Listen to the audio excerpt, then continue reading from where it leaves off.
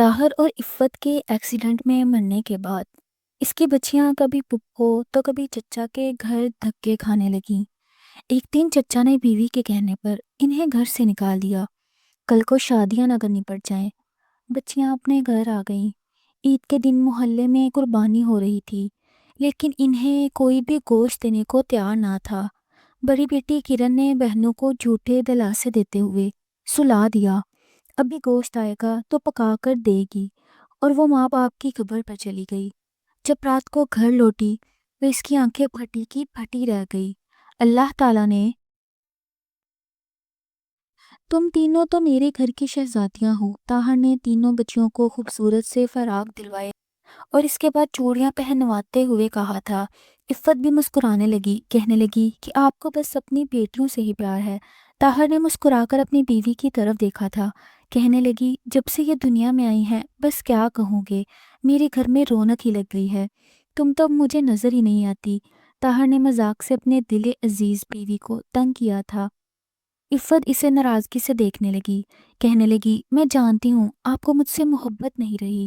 عفت کی اس قسم کی باتیں سن کر طاہر ہمیشہ ہنس دیتا تھا، کہنے لگا تمہارے لیے تو میں نے سب سے پہلے وہ مہرون اور گولڈن چوڑیوں کا سیٹ پسند کر لیا تھا، لیکن جب کرن، بشر اور حفصہ نے اپنی میٹھی میٹھی زبان سے یہ کہا کہ پاپا ہم نے چوڑیاں بھی لینی ہیں، تو میں نے سوچا پہلے میں انہیں دلوا دیتا ہوں۔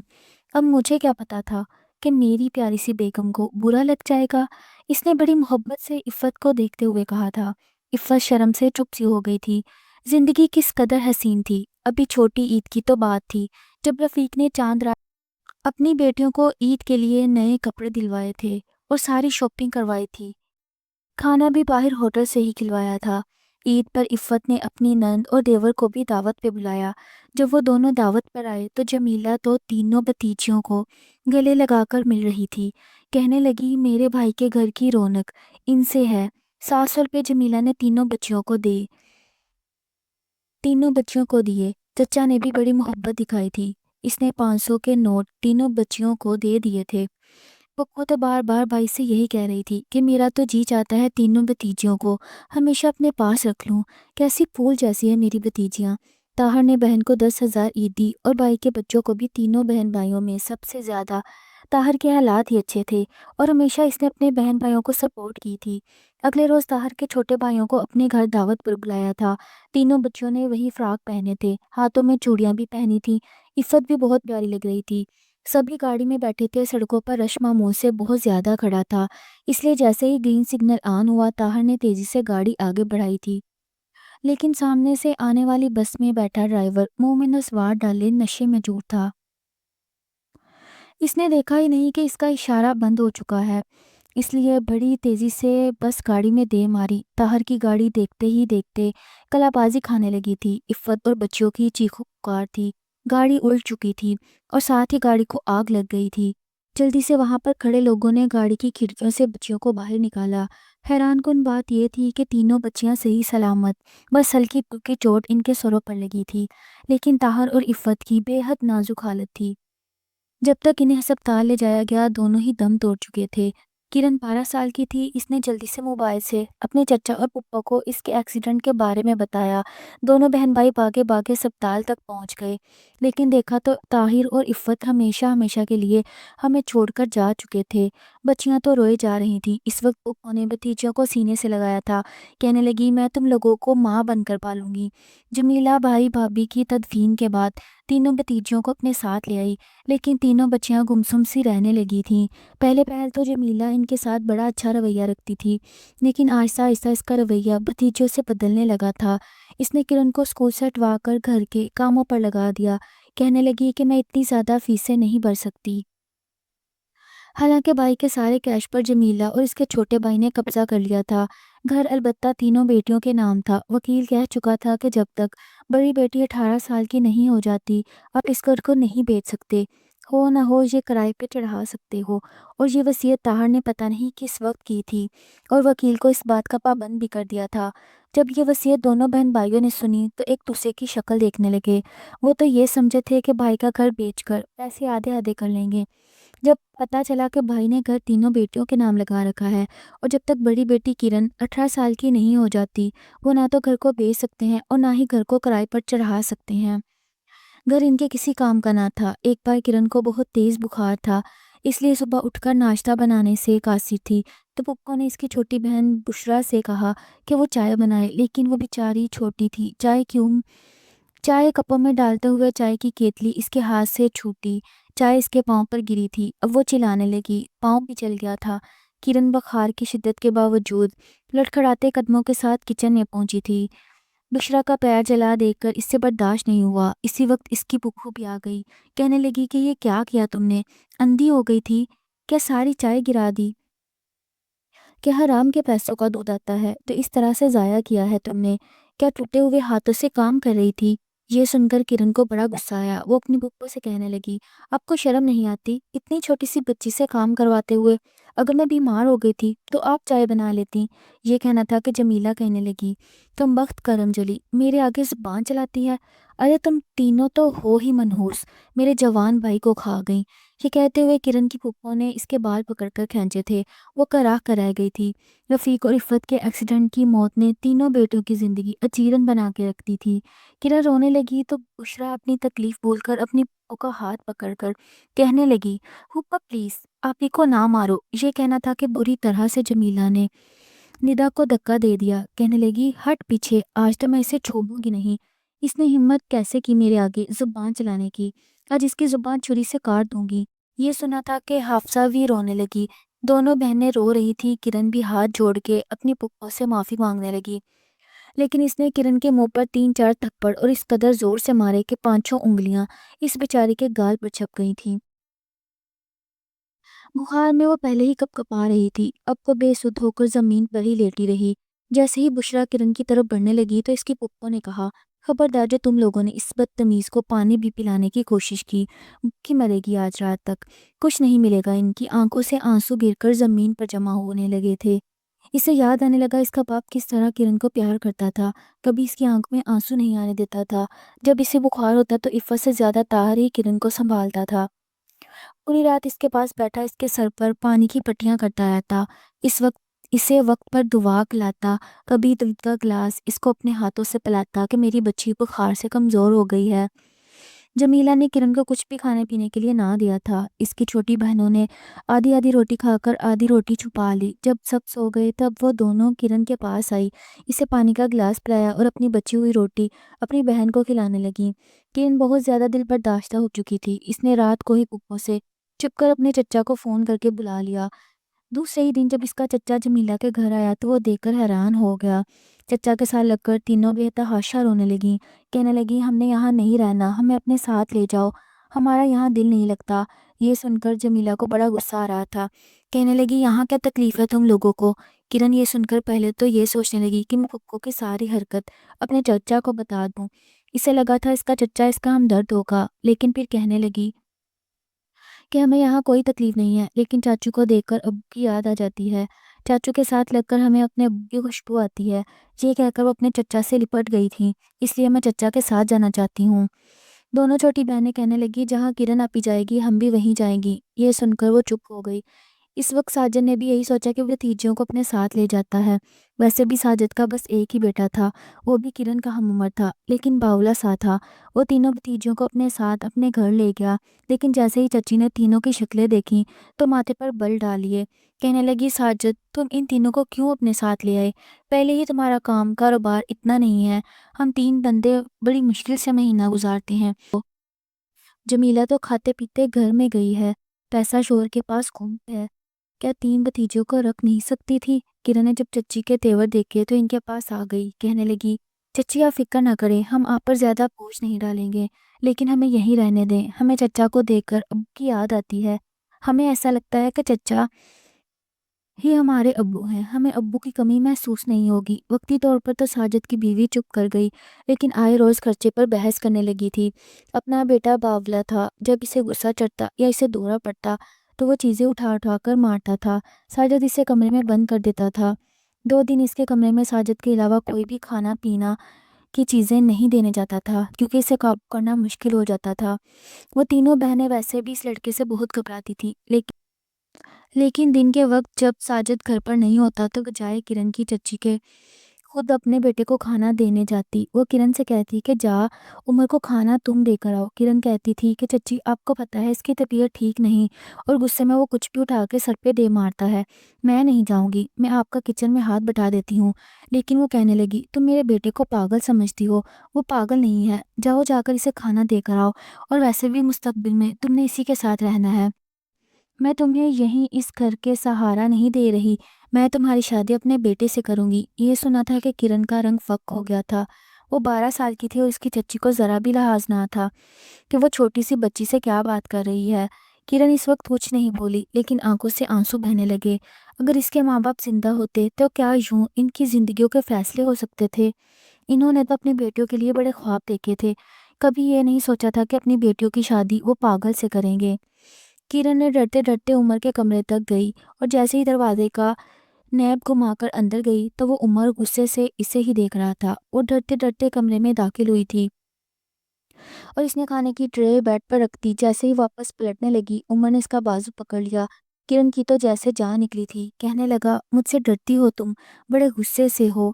پوچھ رہا تھا، اس کا ہاتھ بھی بہت زور سے پکڑا تھا۔ وہ کہنے لگی نہیں، میں تم سے نہیں ڈرتی، حالانکہ خوف سے اس کی جان نکل رہی تھی۔ اس نے اپنا ہاتھ چھڑانے کی کوشش کی تو وہ کہنے لگا کہ مجھے اماں نے بتایا کہ وہ مجھ سے تمہاری شادی کریں گی۔ کہنے لگا مجھ سے شادی کرو گی نا؟ بولو کرن، اس بات کا کیا جواب دے سکتی تھی؟ کہنے لگی عمر مجھے باہر کام ہے، مجھے گھر کی صفائی کرنی ہے۔ کہنے لگا میں تم سے ضرور شادی کروں گا، مجھے تم بڑی اچھی لگتی ہو۔ کرن کو سمجھ نہیں آ رہا تھا کہ اپنے ہاتھ سے اسے کیسے چھڑوائے۔ وہ بہت ہی جنونی قسم کا تھا، یہ ذہنی طور پر نارمل بھی نہیں تھا۔ اگر وہ یہ کہتی کہ میں تم سے شادی نہیں کروں گی تو وہ یقیناً اسے مارنے پیٹنے لگتا۔ کرن کہنے لگی ہاں عمر، میں تجھ سے شادی کر لوں گی، لیکن دیکھو ابھی تم کھانا کھاؤ، میں باہر جا رہی ہوں، مجھے صفائی کرنی ہے۔ یہ سن کر وہ مسکرانے لگا، کہنے لگا مکرو گی تو نہیں نا؟ اماں کہتی ہیں کہ یہ تمہاری بیوی بنے گی، تو میری بیوی بنو گی نا؟ کرن کو لگ رہا تھا جیسے وہ سانس لینا بھول گئی ہو۔ کہنے لگی ہاں میں تم سے شادی کروں گی، پلیز تم میرا ہاتھ چھوڑو۔ عمر نے ایک دم اس کا ہاتھ چھوڑ دیا۔ وہ جلدی سے کمرے سے باہر آئی اور اپنے سٹور روم میں جا کر پوٹ پوٹ کر رونے لگی۔ مصیبت میں پھنس چکی تھی، اس کی کوئی بھی خلاصی نظر نہیں آ رہی تھی۔ رو روتے روتے اپنی ماں کو اور باپ کو پکارنے لگی، کہنے لگی بابا آپ کہاں چلے گئے؟ خدا کے لیے واپس آ جاؤ، ورنہ آپ کی شہزادیوں کے ساتھ یہ دنیا بہت غلط کرے گی۔ اس سے عمر سے ویسے بھی بڑا ڈر لگتا تھا، کیونکہ وہ جانتی تھی جب اس پر دورہ پڑتا ہے تو وہ اپنے کمرے کی ہر چیز تہس نہس کر کے رکھ دیتا ہے، اور اس کے ساتھ شادی کرنے کا مطلب یہ تھا کہ اس کی زندگی پر بات کر کے رکھ دیتا۔ اسے اتنا مارا تھا کہ وہ مر ہی جاتی۔ ویسے بھی وہ اچھی سوچ کا مالک نہیں تھا، پاگل تھا، اب اسے خوف آنے لگا تھا۔ بار بار جب وہ یہ سوچتی کہ چچی اس کی شادی عمر سے کروا دیں گی تو وہ ڈرنے لگتی تھی۔ اب تو اس کی چچی نے تماشا پکڑ لیا تھا، گھر کے سارے کام کرن سے کرواتی تھی اور عمر کی ساری ذمہ داری اسی پر ڈالتے جا رہی تھی۔ ایک بار جو کچھ کرن نے اپنے کانوں سے سنا، اس کے ہوش اڑ گئے تھے۔ رات کو وہ کچن کی صفائی کر رہی تھی جب سب کچھ کر کے اپنے سٹور روم میں جانے لگی، جہاں اس کی چچی نے تینوں بچیوں کے بستر بچھائے ہوئے تھے، اور وہی سٹور روم ان کی پناہ گاہ تھی۔ وہ سٹور روم اس کی چچی کے کمرے کے برابر میں تھا۔ جب وہ وہاں جانے لگی تو چچا چچی کی باتیں اسے کمرے سے باہر سنائی دینے لگیں۔ وہ شاید کان نہ دھرتی، لیکن بات اس کے متعلق ہو رہی تھی، اس لیے اس کے قدم وہی ٹھٹک کر رک گئے۔ جب اس نے کان لگا کر سنا تو ہوش اڑ گئے۔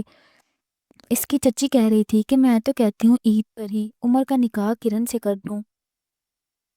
ویسے بھی مجھے ڈاکٹر نے کہا تھا کہ اگر اپنے بیٹی کی شادی کر دو گی تو بالکل ٹھیک ہو جائے گا۔ یہ سن کر کرن کو لگا جیسے اگلا سانس لینا بھول گئی ہو۔ اس کا چچا کہنے لگا کیا تمہارا دماغ خراب ہے؟ عمر بھی 13 سال کا ہے اور کرن بھی 13 سال کی ہے، اتنے چھوٹے بچوں کی شادی کون کرتا ہے؟ اور تم جانتی ہو جیسے وہ عمر کو دورہ پڑتا ہے تو میں مرد ہو کر اسے نہیں سنبھال سکتا، اور نازک سی بچی کا کیا حال کرے گا؟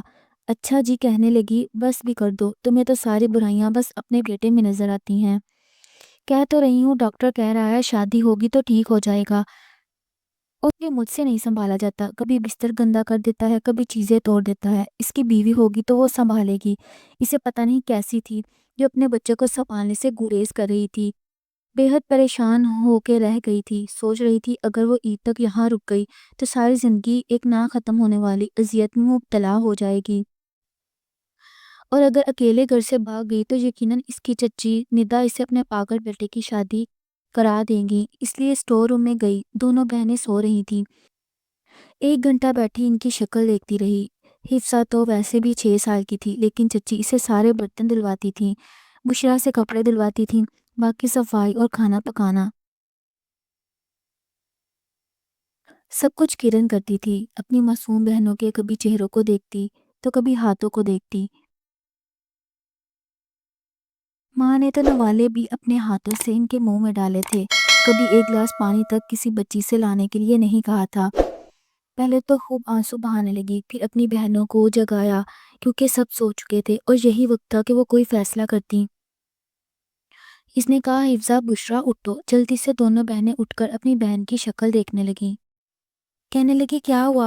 چاچی نے بھی مارا ہے؟ وہ کہنے لگی، ابھی میں تم لوگوں کو کوئی بھی جواب نہیں دے سکتی، بس فٹافٹ سے اٹھو۔ دونوں بہنیں اٹھیں۔ کرن کا حافظہ بہت اچھا تھا، اسے ابھی بھی اپنے گھر کا راستہ اچھی طرح سے یاد تھا، اور یہ بھی جانتی تھی کہ گھر خالی ہے، شکر ہے کہ کرائے پر نہیں چڑھایا گیا، اور اتفاق کی بات تھی گھر کی ایک چابی اس کے پاس موجود تھی جب وہ اپنے بیگ میں رکھتی تھی، کیونکہ جب اسکول سے آتی تھی دروازہ خود کھولتی تھی۔ اس نے اسی بیگ کے اندر اپنی بہنوں کے کپڑے رکھے اور بہنوں کو لے کر گھر سے باہر نکل گئی، لیکن رات کا وقت تھا اس لیے خوف کھا رہی تھی۔ اپنے ابا کی باقی دی ہوئی عید بھی اس کے پاس ابھی بھی موجود تھی، جو اس نے بیگ میں اس لیے رکھی تھی کہ جب اسکول جائے گی تو اسکول میں سہیلیوں کو برگر اور بوتلیں کھلائے گی، لیکن ایسی نوبت ہی نہیں آئی تھی۔ مین روڈ پر جا کر رکشے کی تلاش تھی۔ اتفاق تھا کہ رکشے والا برا شخص تھا، جیسا کہ بچوں کو دیکھ کر رکشہ روک لیا۔ کہنے لگا، بیٹا، تم تینوں بچے یہاں کیا کر رہے ہو؟ تمہاری امی ابو کہاں ہیں؟ وہ کہنے لگی کہ ہماری امی ابو اس دنیا میں نہیں رہے۔ چاچا جی، کیا آپ ہمارے گھر چھوڑ دیں گے؟ ہمارے پاس کرائے کے پیسے موجود ہیں۔ وہ بوڑھا کچھ دیر تینوں بچیوں کو دیکھتا رہا، پھر ٹھنڈی سانس لے کر کہنے لگا، ہاں ہاں بیٹا بیٹھو۔ تینوں بچیاں رکشے والے کے ساتھ بیٹھ گئیں۔ کرن اسے اپنے گھر کا پتہ بتانے لگی۔ گھر تک اس نے تینوں بچیوں کو چھوڑ دیا تھا۔ چابی سے کرن نے گھر کا دروازہ کھولا اور اپنی بہنوں کے ساتھ گھر میں آ گئی۔ رکشے والے کو کرایہ دینے لگی تو اس نے صاف منع کر دیا، کہنے لگا، نہیں بیٹا، تم اپنے پاس رکھو۔ کرن اپنے گھر آ گئی تھی تاکہ صاف ستھرائی کرنے کے بعد اس نے جب اپنے بیگ میں دیکھا اس کے پاس کتنے پیسے ہیں تو سوائے 1,000 کے کچھ بھی نہیں تھا۔ اگلے ہی روز میں گھر کے قریبی دکاندار سے 1,000 کا راشن لے آئی، لیکن وہ کتنے دن چل سکتا تھا؟ کچھ ہی دنوں میں سب کچھ ختم ہو چکا تھا، اور کرن یہ سوچ رہی تھی کہ وہ گھر تو چھوڑ کر آ گئی ہے، اپنے گھر میں بیٹھ گئی، لیکن گھر کا خرچہ کیسے چلائے گی؟ اس نے سوچا کہ لوگوں کے گھروں میں کام کاج کر کے اپنی بہنوں کا پیٹ پال سکے، لیکن اسے کہیں بھی کوئی کام نہیں ملا۔ بڑی بے بس ہو چکی تھی، اور 2 دن سے تینوں بہنوں نے کچھ نہیں کھایا تھا، بس پانی پی کر ہی گزارا کر رہی تھیں۔ امید تھی کہ کوئی نہ کوئی تو انہیں گوشت دے گا۔ چھوٹی بہنیں بھی کہنے لگیں، آپ بھی برابر والے گھر میں قربانی ہوتی دیکھی تھی، اور سامنے والوں نے 2 بکرے بھی قربان کیے ہیں، آپا کیا وہ ہمیں گوشت بھیجیں گے؟ حفصہ نے پوچھا تھا۔ وہ کہنے لگی، ہاں بھیجیں گے۔ پھر اس نے بہنوں کو دلاسا دینے کے لیے ایک پتیلی میں پانی چڑھاتے کہنے لگی، جیسے ہی گوشت آئے گا میں یہاں پر پکا لوں گی۔ دونوں بہنیں خوش ہو گئیں، لیکن کسی نے بھی ان کے دروازے پر دستک نہیں دی، کسی نے گوشت دینے کی زحمت نہیں کی تھی۔ سب کے گھروں سے خوشبوئیں اٹھ رہی تھیں، بریانی بن رہی تھی، کہیں باربیکیو بن رہا تھا، لیکن ان بچوں کے گھر میں صرف پانی پک رہا تھا۔ رات کو جب اس کا دل بالکل اداس ہو گیا تو کہنے لگی، تم لوگ بیٹھو، میں گوشت لے کر آتی ہوں۔ یہ کہہ کر وہ گھر سے باہر نکل گئی۔ اس روز لیکن اس نے کچھ نہ دیا تو روتے ہوئے قبرستان چلی گئی۔ اپنے ماں باپ کی قبر پر پھوٹ پھوٹ کر رونے لگی، کہنے لگی کہ ہمارا تو کوئی بھی سہارا نہیں رہا، میں کیا کروں، اور کہاں سے اپنی بہنوں کا روزی روٹی کا انتظام کروں، اور خود بھی چھوٹی سی تھی۔ 2-3 گھنٹے بعد جب واپس آئی تو گھر کا دروازہ کھلا دیکھ کر ڈر گئی۔ جیسے ہی گھر میں داخل ہوئی تو حیران رہ گئی تھی۔ رکشے والا گھر کے اندر راشن کے تھیلے رکھ رہا تھا، ساتھ میں سارا گوشت بھی لایا تھا۔ یہ دیکھ کر وہ حیران رہ گئی، وہ تو خود ایک غریب انسان تھا، پھر اس کی مدد کیوں کر رہا ہے؟ وہ کہنے لگا کہ میرا اس دنیا میں کوئی بھی نہیں ہے، بیوی بیٹا بہت سال پہلے ہی مر چکے، میں اکیلا ہی رہتا ہوں، لیکن آج اپنے گھر میں گوشت کھانے لگا تو مجھے تم لوگوں کے چہرے یاد آنے لگے، اس لیے سوچا کہ عید تم لوگوں کے ساتھ منا لوں، اگر تم لوگوں کو اعتراض نہ ہو۔ وہ تینوں رونے لگیں تو اس شخص نے تینوں کے سروں پر ہاتھ رکھا، حالانکہ ان کا کچھ بھی نہیں لگتا تھا، لیکن پھر بھی ایک احساس کا رشتہ تھا جو ان کے بیچ قائم ہو چکا تھا۔ اب وہ شخص وہیں رہنے لگا تھا، اس کے پاس اور بھی بہت سے رکشے تھے جو اس نے کرائے پر دے رکھے تھے، اور خود بھی رکشہ چلاتا تھا، وہیں ان تینوں بچوں کی کفالت کرنے لگا۔ اللہ تعالیٰ جب کسی کی مدد کرتے ہیں تو کسی نہ کسی کو اپنا بنا کر بھیج دیتے ہیں، جو کہ سگوں سے بھی زیادہ سگا بن کے دکھا دیتا ہے۔ ناظرین، مزید ایسی ویڈیوز کے لیے ہمارے چینل کو ضرور سبسکرائب کریں۔ شکریہ۔